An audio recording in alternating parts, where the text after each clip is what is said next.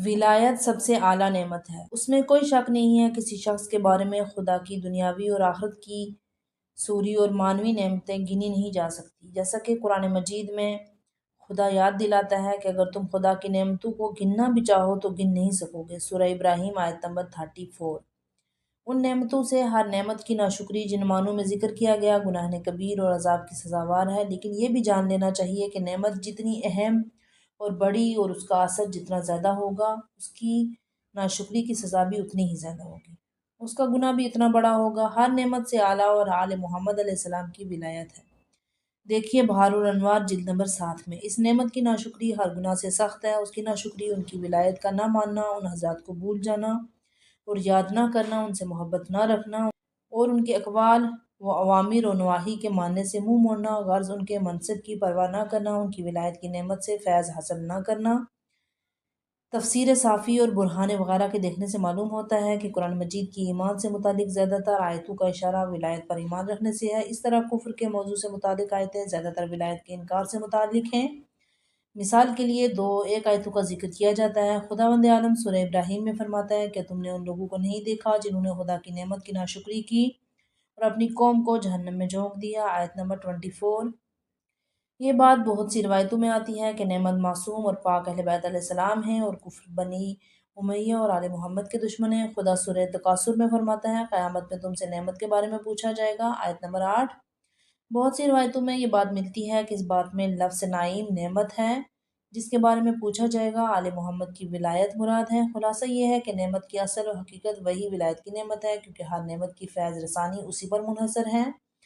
علماء کے وجود سے انکار، ولایت کی نعمت سے انکار، خدا کے عالموں اور روحانی فقیوں کے وجود سے انکار ہے جو حضرت حجت الحسن علیہ السلام کی غیبت کے زمانے میں ان کے عام نائب ہیں، اور ظاہر ہے کہ نائب سے انکار اس سے انکار ہے جس کا وہ نائب ہے، جس طرح نائب کا شکریہ اس کا شکریہ ہے جس کا وہ نائب ہے، چونکہ اس کے بارے میں دلیلوں اور روایتوں کا ذکر علماء کی فضیلت کا بیان طول کلام اور کتاب کے موضوع سے غیر متعلق ہو جانے کا سبب ہوگا، اس لیے صرف نائب امام اس کی نعمت سے انکار کے معنی بیان کرنے پر ہی اکتفا کیا جاتا ہے۔ نائب امام کون ہے؟ نائب امام وہ شخص ہے جو علوم آل محمد سے فیض یاب ہو چکا ہو، یقیناً اطمینان کے مقام پر پہنچ گیا ہو، نفسانی کلمات کے لحاظ سے ہو اور ہوس کی قید سے آزاد ہو، نفس و شیطانی پر غالب آ چکا ہو، عدالت کی صفت رکھتا ہو۔ خلاصہ یہ ہے کہ خود امام کا نمونہ ہو، ان بزرگوں کے انوار سے فیض حاصل کر چکا ہو تاکہ دنیا والے اس کی گفتار اور کردار کی روشنی سے بلکہ اس کے نفس وجود سے فیض یاب ہوں، اس کی پیروی کر کے نجات پائیں۔ جاننے والے جانتے ہیں کہ اس بلند مقام نیابت امام پر پہنچنا بہت مشکل اور بہت زیادہ محنت اور مشقت کرنے پر منحصر ہے، کیونکہ ایسے روحانی عالم کا وجود خدا کی سب سے بڑی نعمت ہے، اس لیے اس کا شکر بھی سب سے بڑا شکر ہے، اسی طرح اس سے انکار بھی سب سے بڑا گناہ ہے۔ روحانی عالم کے وجود سے انکار یہ ہے کہ اس کے وجود کو نعمت نہ مانا جائے، اس کی حیثیت کی پرواہ نہ کی جائے، اس کی اطاعت لازم نہ سمجھی جائے، یا خدا نخواستہ ان کا حکم نہ مانا جائے جو خود گناہ کبیر اور امام کی مخالفت کے برابر ہے اور یہ خدا سے شرک کرنے کی حد میں آتا ہے۔ خلاصہ یہ ہے کہ امام سے کٹ جانا بے تعلق ہو جانا ہے۔ ابو حمزہ نے کہا، امام جعفر صادق علیہ السلام نے مجھ سے فرمایا، عالم ہو یا طالب علم ہو، اہل علم کا دوستدار بن، اور چوتھی قسم یعنی نہ عالم نہ طالب علم نہ ان کا دوستدار نہ بن، کیونکہ تو انہیں اپنا دشمن رکھ ہلاک ہو جائے گا۔ اصول کافی کتاب فضل العلم باب انصاف الناس حدیث نمبر 3۔ امام سجاد علیہ السلام فرماتے ہیں کہ خدا نے دانیال علیہ السلام کو وحی بھیجی، میرے نزدیک سب سے بڑا دشمن بندہ نادان ہے جو اہل علم کے حق کی پرواہ نہیں کرتا، ان کی پیروی نہیں کرتا، اور میرے نزدیک میرا سب سے زیادہ دوست بندہ پرہیزگار، مناسب ثواب کا طالب، عالموں کا خادم، بت باروں کا پیرو اور حکمت شعاروں کی توازی کرنے والا ہے۔ علماء کے وجود سے انکار پر سخت سزائیں، اس نعمت کے انکار پر سخت سزاؤں کا وعدہ کیا گیا ہے۔ مثلاً پیغمبر اکرم فرماتے ہیں کہ ایک زمانہ آنے والا ہے جب لوگ عالموں سے یوں بھاگیں گے جیسے بھیڑیے سے بھیڑ بھاگتی ہیں، چنانچہ خدا ان کو 3 بلاؤں میں مبتلا کرے گا، ان کے مال و ملکیت سے برکت اٹھا لے گا، ان پر ظالم بادشاہ مقرر کرے گا، وہ دنیا سے بے مان لیے جائیں گے۔ واضح رہے کہ دینی علوم کے حاصل کرنے والے نیابت امام کے بلند مقام تک پہنچنے کے لیے کوشاں ہیں، ان کا وجود بھی نعمت ہے، ان کا احترام کرنا بھی سب کے لیے لازم ہے، ان کے وجود سے انکار، ان کی توہین سب کی بھی حرام ہے۔ فتنہ کو قرآن مجید میں صاف طور پر قتل سے بھی شدید اور بڑا مانا گیا ہے۔ سورہ بقرہ آیت نمبر 191 سے لے کر 17 چونکہ انسان کو ناحق قتل کرنا مانا ہو گناہ کبیرہ ہے جیسا کہ بیان کیا جا چکا ہے، اس لیے فتنے کا کبیر ہونا بھی مسلم ہوا جو قتل سے بھی برا ہے۔ فتنے کے سخت قابل نفرت اور قابل غیظ و غضب ہونے کے لیے کافی ہے کہ خدا نے قرآن مجید میں اسے دور کرنے کے لیے جہاد کا حکم فرمایا اور کہا کہ مشرکین سے جنگ کرو تاکہ فتنہ دور ہو۔ سورہ بقرہ آیت نمبر 193۔ کتاب اسلام وصول و جان بازی مولفہ سید قطب کے صفحے نمبر 56 پر لکھا ہے، وہ واحد جنگ جسے اسلام نے شرعاً جائز سمجھا، لازماً قرار دیا، وہ جنگ ہے جو خدا کے کلمے کو اونچا کرنے کے لیے کی جائے۔ خدا کے کلمے سے مراد وہ حقیقت ہے جو ایسے قانون اور سنت سے موافقت رکھتا ہو جیسے دنیا انسان کے لیے ناقابل تغیر قرار دیا گیا ہو۔ ہم پہلے کہہ چکے ہیں کہ دنیا کی فطرت میں انحصار باہمی انسانی زندگی میں اشتراک امن تو ایسے قانون ہیں جنہیں خدا زندگی کے تسلسل کے لیے چاہتا ہے، یعنی وہ متوازن تنظیم جو دنیا کی ساخت میں رکھی گئی ہے اور جو دنیا کو بگڑنے اور بکھرنے سے روکتی ہے، جس نے زندگی کو وہ قوت عطا کی ہے جس سے وہ برابر ترقی اور تکمیل کی طرف بڑھ رہی ہے، اور اشتراک عمل اور باہمی تعاون کو جو تاریخ انسانی میں العموم تمام انسانوں کی بہبود کے لیے قائم رہے۔ اسلام تمام انسانوں کی ہدایت کے لیے آیا ہے، اس لیے کلمہ خدا خدا کے ارادے کا کام ہے۔ اسلام جو عام لوگوں کے لیے بلائی اور نیکی لایا ہے وہ سب تک پہنچا دے، ان پر ہر قسم کے اسباب کو جو انسانوں اور نیکیوں اور برائیوں کے درمیان حائل ہوں دور کر دے، اس لحاظ سے جو کوئی انسانوں کی اس عمومی بلائی کے حاصل ہونے میں راستے کا پتھر بنے، اپنی قوت سے لوگوں کے اور بلائی کے درمیان حائل ہو، وہ شخص خدا کا دشمن ہے، کلمہ خدا اور ارادہ خدا پر دست درازی کرتا ہے۔ اس لیے دعوت و تبلیغ کے راستے سے اس کے کانٹے کو ہٹانا اور دوبارہ کلمہ خدا کو قائم کرنا چاہیے۔ لیکن اس کا مطلب نہیں ہے کہ ہم اسلام کو طاقت سے منوائیں، بلکہ ہمارا مقصد یہ ہے کہ ان کو سوچنے کی آزادی، وسیع معلومات فراہم کی جائیں جن کی بدولت ہدایت اور عمومی بھلائی حاصل ہوتی ہے، تاکہ اس سے ہمیں یہ ہدایت حاصل ہو۔ ورنہ اسلام کسی کو مجبور نہیں کرتا، اس کے سامنے سر جھکائے مجبوراً اسے مانے، لا اکراہ فی الدین، بلکہ یہ چاہتا ہے ان لوگوں کو راستے کے کنارے کھڑے ہوتے ہیں، لوگوں کو حق کے راستے سے بھٹکاتے ہیں، راستے کے کانٹوں کی طرح چن کر الگ کر دیں۔ وَقَاتَلُوهُمْ حَتَّى لَا تَكُونَ فِتْنَةٌ وَيَكُونَ الدِّينُ کلام اللہ، یعنی ان سے لڑو تاکہ فتنہ نہ رہے اور دین قطعی خدا سے مخصوص ہو جائے۔ اسلام اس لیے آیا کہ پوری دنیا میں عدالت پھیلا دیں اور انسانی سماج میں سماجی عدالت، عدالت قانون سازی اور بین الاقوامی عدالت قائم کریں۔ اس لیے جب بھی کوئی ظلم کا راستہ اختیار کرے، انصاف سے دور ہو جائے، مسلمانوں کا لازم ہے کہ کلمہ توحید کو بلند کرنے کے لیے اس سے لڑیں، چاہے وہ مسلمان ہی کیوں نہ ہو۔ خدا سورہ بروج میں فرماتا ہے، جو لوگ ایمان لانے والے مردوں اور عورتوں کو فتنے میں ڈالتے ہیں، ان گناہ سے توبہ بھی نہیں کرتے، ان پر دوزخ اس کی دہکتی بھڑکتی آگ کا عذاب ہوگا۔ آیت نمبر 10۔ پیغمبر اکرم فرماتے ہیں، فتنے کی کوشش کرنے والا، فتنہ پیدا کرنے والا خدا کا منکر کافر ہو جاتا ہے، چاہے وہ مسلمان ہی کیوں نہ ہو۔ فتنے کے معنی اگرچہ اہل لغت نے محل استعمال کے لحاظ سے فتنے کے 10 سے زیادہ معنی لکھے ہیں، لیکن یہاں فتنے کے وہ عام اور روایتی معنی مراد ہیں جس کے اطلاق سے ظاہر ہوتے ہیں۔ وہ یہ ہیں کہ ہنگامہ کھڑا کرنا، کسی ایک شخص یا جماعت کا آرام، آزادی اور امن و غارت کرنا، دو یا دو سے زیادہ انسانوں کو لڑانا، دو دوڑے بنوانا اور عوام کو تکلیف اور مصیبت میں پھنسانا۔ فتنہ دینی کاموں میں بھی ہوتا ہے، دنیا کے کاموں میں بھی۔ پھر دینی فتنے کی بھی بہت سی قسمیں ہیں۔ کبھی ایک شخص لوگوں کو گمراہ کرنے کی کوشش کرتا ہے، انہیں دین حق قبول کرنے نہیں دیتا، اس راستے میں اپنی زبان قلم سے شکوک و شبہات پیدا کرنے کی کوشش کرتا ہے۔ کبھی ان لوگوں کو ایذا پہنچا کر تنگ کر کے جنہوں نے دین قبول کر لیا ہے، دوسروں کو دین قبول کرنے سے روکتا ہے۔ مثلاً آغاز اسلام میں مسلمانوں کے ساتھ مکے کے مشرکوں کا طرز عمل اور معاویہ کا حضرت علی علیہ السلام کے شیعوں کے ساتھ برتاؤ۔ بنی امیہ کا فتنہ بدترین تھا۔ حضرت علی علیہ السلام نہج البلاغہ کے خطبے میں فرماتے ہیں، میرے نزدیک تمہارے لیے سب سے خطرناک فتنہ بنی امیہ کا فتنہ ہے۔ اپنی سختی دور اور دینی قوانین کی یخ کنی کے لحاظ سے درحقیقت یہ فتنہ تاریخ اور اندھا ہے، کیونکہ جس طرح اندھا اپنے راستے پر چلتا ہے، اس کی ہدایت بھی شریعت کے راستے پر نہیں اپنے ہی راستے پر تھی۔ دنیا والوں پر تاریکی لانے والا، کیونکہ اس کا اثر عام ہے، یعنی اس کا شر سب تک پہنچتا ہے، اس کی مصیبت خاص ہے، مخصوص پرہیزگاروں اہل ایمان پر، خصوصاً پیغمبر کے اہل بیت پر، کیونکہ اس سے بڑا کوئی فتنہ نہیں ہو سکتا جس نے رسول اللہ کی توہین کی، حسین کو ان کے ساتھیوں سمیت شہید کیا، کعبے کو منہدم کیا، مدینہ میں مہاجر اور انصار کا قتل عام کیا، تقریباً اسی سال تک ممبروں اور میناروں پر امیر المومنین علیہ السلام کو برا بھلا کہا، حجاج لائن کو مظلوموں کا خون بہانے کے لیے مسلط کیا، جس کسی نے اسے دیکھا اس سے عبرت حاصل کی، وہ اسے فتنہ جانا، اسے فرار کیا، وہ گرفتار ہوا، جو کوئی فتنے کی طرف سے اندھا بن گیا، بنی امیہ کے قریب آ گیا، وہ ان کے ظلم و ستم سے محفوظ رہا۔ نہج البلاغہ 102۔ तारीख गवाह है कि आगाज़ इस्लाम से आज तक 14 सदियाँ गुजर चुकी हैं। हर सदी में दुनिया इस्लाम में फितने उठते रहे हैं। उन फितनों की पैदाइश इसलिए होती रही कि दुनिया को आजमाया जाए, इस्लाम का दावा करने वालों का सच ज़ाहिर हो जाए, पाक से नापाक अलग हो जाएँ, खुशकिस्मतों में नेकी और बदकिस्मतों में मनहूसों में संगदिली पैदा हो जाए। कुरान मजीद में कई मकामात पर उस मौजू का ज़िक्र आया है। मसलन सूरह अनकबूत में है कि अहसबन नास अन यतरकू अन यकूलू आमन्ना वहुम ला यफ्तनून। आयत नंबर 2, क्या लोगों ने ये सोचा था कि जैसे ही वो कह देंगे हम ईमान ले आए वो निजात पा जाएंगे, उनकी आजमाइश नहीं होगी।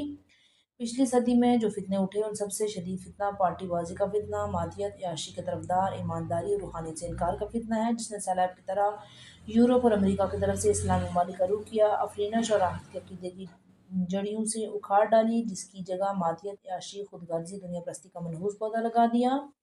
मुसलमानों ने उन अहद को आयते फ़ख़्लफ़ मिन बअदिहिम खलफ़ा अज़ाउ सलाता वत्तबउ शहवाति फसौफ़ा यल्क़ौना ग़य्या। सूरह मरियम आयत नंबर 59 का हकीकी मिस्दाक करार दिया, यानी पहले मोमिन लोगों की जगह ऐसे आ गए जिन्होंने नमाज़ें तर्क कर दी, दरियाशी को अपना शार बना लिया। ये लोग बहुत जल्द अपनी गुमराही के नताइज व हलाक देख लेंगे। गर्ज़ उन लोगों ने इंसानी समाज से शराफत, रूहानियत का खात्मा, सबको खुदा और आखिरत की याद से गाफिल बना दिया, तरह तरह की ख्वाहिशात बदकारियों में इस तरह मशहूर कर दिया कि इस्लाम का सिर्फ नाम ही रह गया, जैसे पैगंबर अकरम ने आगाह किया था। आज के समाजी हालात को जांचने के बाद भी मालूम होता है कि इंसान की उम्दा सिफ़ात उठ गई, उनकी जगह हैवानी और शैतानी आदत दोनों ले ली। मसलन हया, जो इंसान की एक उम्दा सिफ़त है, जो हज़ारों खराबियों को रोकती है, आम इस्मत पाकदामनी की हिफाजत करती है, उनके दरमियान से उठ गई है। उनकी जगह बेगैरती, फहाशी ने ले ली। इसी तरह हकूक़ की अदायगी, ख़ुसूसन वालिदैन के हक़ की अदायगी, जो इंसानी समाज के लवाज़मात में से शामिल है, गैर मामूली ईमानदारी की मुस्तहक़ है जाती रहे। उसकी जगह हक़ ज़ाया करते करे, नाशुक्रेपन, एहसान फरामोशी, दूसरे की खिदमत को नज़रअंदाज करने ने ले ली।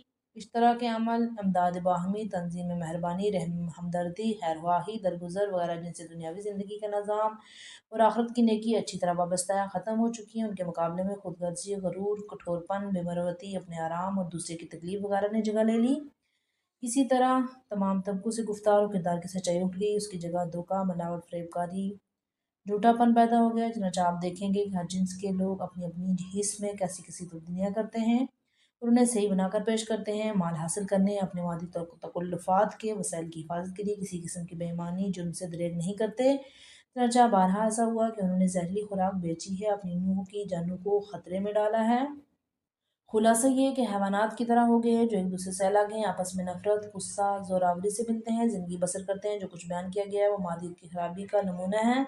अगर इनकी तफसील बताई जाए तो इनसे किताबें भी भर जाएंगी। वाज़ेह रहे कि इस फितने का आगाज़ करने, उसे रवायत देने वाले लोगों की चाल, समाज को कमज़ोर बनाना, उसकी रूहानियत को ख़त्म करना। इसका सबसे बड़ा ज़रिया समाज, ख़ुसूसन जवान नस्ल में ईमानदारी को बुरा समझने, उसका मज़ाक उड़ाने का जज्बा पैदा करना है और उनके समाज के दरमियान दूरी पैदा करने की कोशिश करना है, ताकि वह ईमानदारी के बुलंदर्जात, इंसानियत की आला सिफ़ात और आदमियत, शराफ़त के अलामात, आसार के बारे में कुछ न सुन पाएँ। फिर उन्हें अंधा बहरा बनाकर खराबी के कट्टर में गिराकर तरह तरह के गंदे जज्बात में मशगूल बना दें। ये मकसद हासिल करने की खातिर उनका सबसे बड़ा हथियार एहतमाम है। कभी उनकी दुनिया की हालतों तमद्दन से बेखबर कहते हैं और कभी उन्हें समाजी तरक्की के मुखालिफ बनाते हैं। कभी कहते हैं कि वो दुनिया परस्त और चाओ तलब हैं, चूँकि समाजी तरक्की उनकी सरदारी में रोड़े अटकाती है, इसलिए इनमें रुकावट डालते हैं। इस तरह के मुख्तलिफ इल्ज़ाम लगाते हैं। किसी समझदार मुसलमान से ये बात पोशीदा नहीं है। ये सब इल्ज़ामात हैं जिन्हें असलियत हकीकत से कोई ताल्लुक नहीं है। बिद्दत और जासूसी दीनी फितनों में बिद्दत का भी शुमार है। जिन लोगों ने इस्लाम में नए नए तरीके ईजाद किए, मुसलमानों को अलग अलग किया, आम इस्लाम में हज़ारों फितने फसादात पैदा किए, वो बदतरीन फितना अंगेज़ लोग हैं। एक दीनी फितना काफिरों के लिए इन बातों की जासूसी करना भी है, जिनको मुसलमानों में ही पोशीदा रखना चाहिए। जैसे खुदावंद आलम सूरह निसा में मुनाफिकीन के मुतालिक फरमाता है, जब उन तक कोई खौफ या अमन की खबर पहुंचती है तो उसे ज़ाहिर कर देते हैं। सूरह निसा आयत नंबर 83।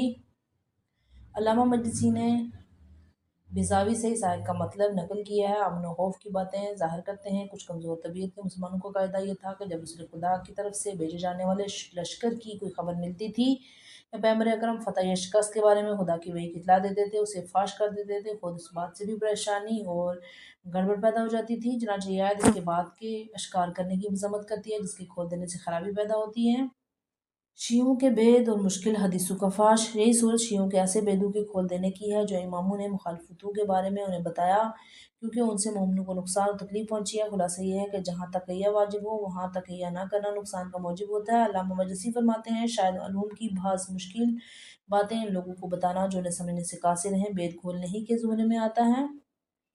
حضرت امام جعفر صادق علیہ السلام فرماتے ہیں جو کوئی ہماری حدیث ظاہر کرے گا خدا اس کا ایمان سلب کر لے گا کیونکہ اس نے ہمیں کسی خطا پر قتل نہیں کیا بلکہ بے خطا اور عمدن قتل کیا۔ اس آیت کے معنی بیان کرتے ہوئے بھی پیغمبر کو ناحق قتل کرتے ہیں۔ سورہ بقرہ آیت نمبر 61 فرمایا خدا کی قسم ان لوگوں نے پیغمبر کو اپنی تلواروں سے نہیں قتل کیا بلکہ ان کے راز فاش کی انہیں شہرت دی جس سے وہ قتل ہو گئے۔